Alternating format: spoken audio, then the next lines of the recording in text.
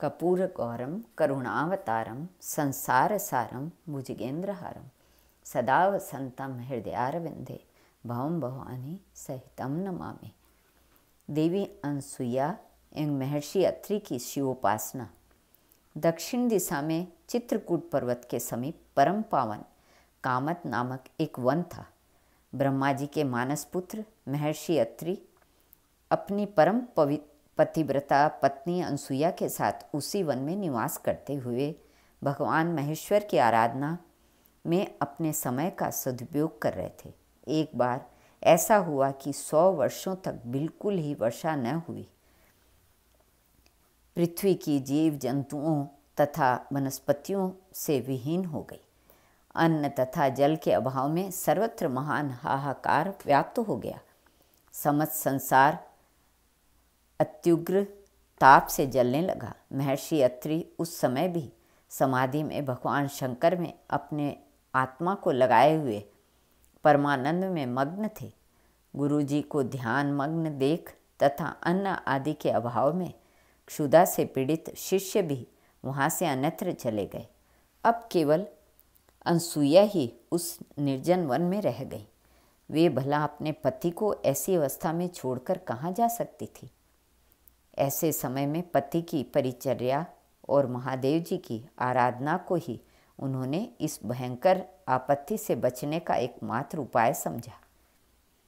अनसुईया ने पतिदेव के समीप ही एक सुंदर पार्थिव लिंग की स्थापना की और अवर्षण के कारण अन्य किसी उपचार के न मिलने से वे मानस उपचारों द्वारा भक्तिपूर्वक उनकी आराधना करने लगी।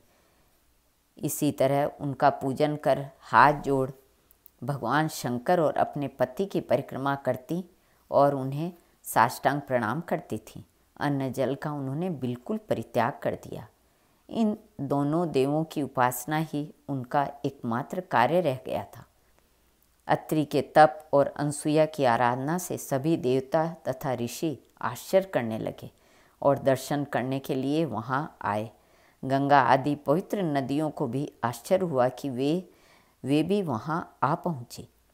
सभी देवगण तथा मूर्तिमती पुण्य तोया गंगा आदि नदियाँ दोनों के त्याग सेवा तपस्या की भूरी भूरी प्रशंसा करने लगे।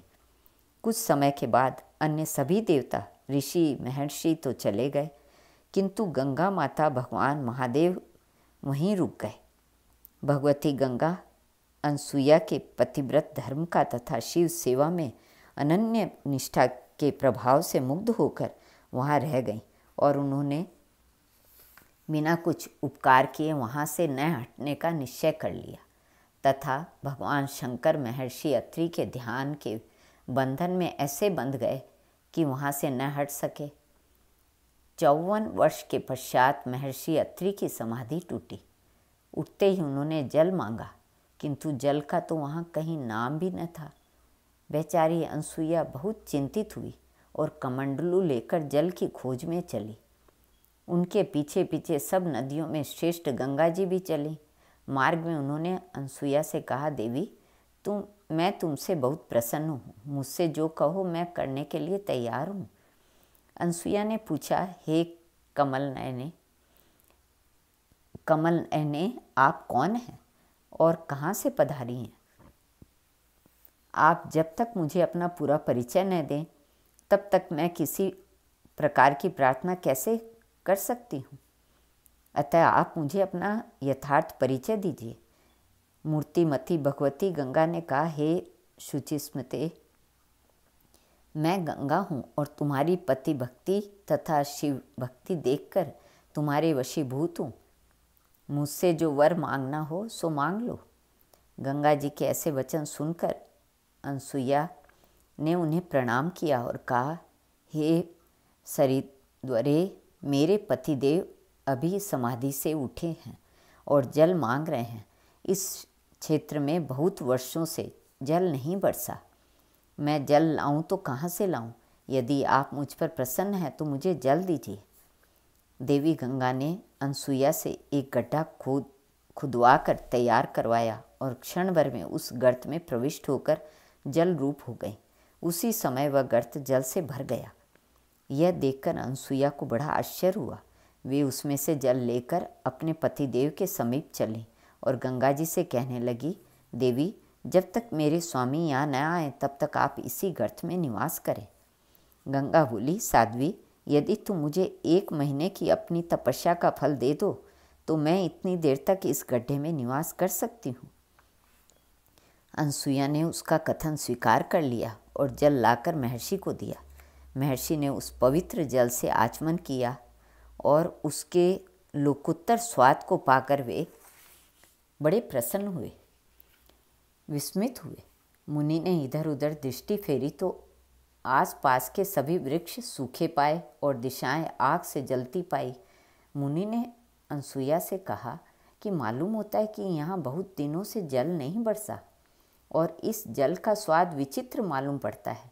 जैसा जल मैं पिया करता था यह तो वैसा नहीं है, इसलिए बताओ तुम यह जल कहाँ से लाई हो।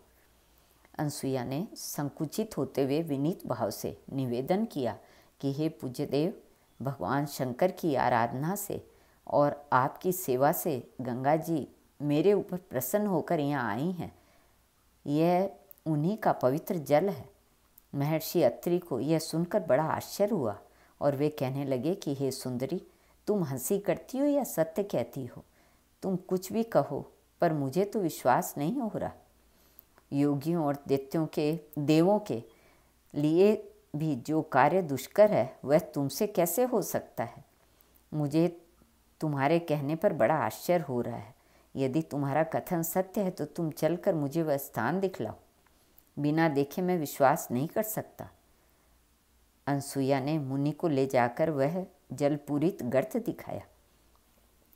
गंगा जी के दर्शन से मुनि के हर्ष का पारावार ही न रहा और वे हाथ जोड़कर विनयपूर्वक प्रार्थना करने लगे कि हे देवी, आपने हम सब के ऊपर बड़ी कृपा की है। इस क्षेत्र का बड़ा भाग्य है कि आपका यहाँ शुभ आगमन हुआ है। अब मेरी प्रार्थना यही है कि आप कभी भी इस स्थान का परित्याग न करें। अनसुईया ने भी इसी बात की प्रार्थना की। उनका वचन सुनकर गंगा जी ने अनसुईया जी से कहा कि हे पतिव्रते, यदि तुम शिवजी की 1 वर्ष की पूजा का फल तथा अपने पति देव की सेवा का फल मुझे दे दो तो मैं यहाँ निवास कर सकती हूँ। दान, स्नान, यज्ञ और योग आदि से किसी से भी मुझे उतनी प्रसन्नता नहीं होती जितनी कि पतिव्रत से होती है। पतिव्रता को देखकर मुझे जितनी प्रसन्नता होती है उतनी किसी बात से नहीं। हे साध्वी, पतिव्रता स्त्री को देखकर मेरे भी पापों का नाश हो जाता है। इसलिए संसार के कल्याणार्थ यदि तुम अपने 1 वर्ष के तप का फल देने को तैयार हो जाओ तो मैं यहाँ अपना स्थिर निवास कर लूँगी। गंगा जी के ऐसे वचन सुनकर पतिव्रता अनसुईया ने 1 वर्ष के कठिन तप का पुण्य फल उन्हें दे दिया, क्योंकि महापुरुष लोग स्वयं कष्ट उठाकर दूसरों का उपकार ही करते हैं। ईख स्वयं तो कोल्हू में पेरी जाती है परंतु दूसरों को मीठा रस देती है। इसी प्रकार सोना स्वयं तो हथौड़ी से पीटा जाता है पर आभूषण के रूप में परिणित होकर दूसरे को विभूषित करता है। ऐसे दुर्लभ पुण्य फल को पाकर गंगा जी ने उस स्थान में रहने का वचन दे दिया।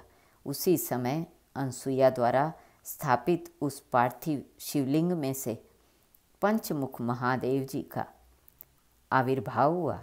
उन्हें देखकर उन दोनों को बड़ा आश्चर्य हुआ। देवेश्वर महादेव बोले, साध्वी, मैं तुम्हारे ऊपर परम प्रसन्न हूँ। जो वर मांगना हो मांगो। अनसुईया ने हाथ जोड़कर कहा, हे महेश्वर, यदि आप मुझ पर प्रसन्न हैं तो आप सदा इस वन में निवास करें और अपना सर्व दुख हर दर्शन देकर संसार को बहुबाधा से बचाएं। महर्षि अत्रि ने भी भगवान की स्तुति की और वहाँ निवास करने के लिए प्रार्थना की। आशुतोष भगवान ने उनकी प्रार्थना स्वीकार कर ली और पार्वती तथा गंगा जी के साथ वे अत्रीश्वर महादेव के नाम से उस आश्रम में निवास करने लगे। उस दिन वह दीर्घ अवर्षण समाप्त हो गया और काले मेघों ने मूसलाधार जल बरसाकर क्षण भर में संसार का चिरकालीन ताप नष्ट कर दिया। उस वन में सब प्रकार के धान्य एवं फल मूल उत्पन्न होने लगे। दूर दूर से ऋषि लोग आकर सब कामनाओं को पूर्ण करने वाले उस वन में बस गए। इस प्रकार अनसुईया की तपस्या, महर्षि अत्रि के पुण्य एवं भगवान शंकर की अनुकंपा से उस वन में फिर नवजीवन आ गया। इस परम पावन तीर्थ में निवास करने से मनुष्य को अवश्य ही मुक्ति मिलती है। उस दिन से अविनाशी रूप से स्थित हुआ वह जल हाथ भर के गर्त में मंदाकिनी के नाम से प्रसिद्ध हो गया। श्री कृष्ण अर्पणमस्तु।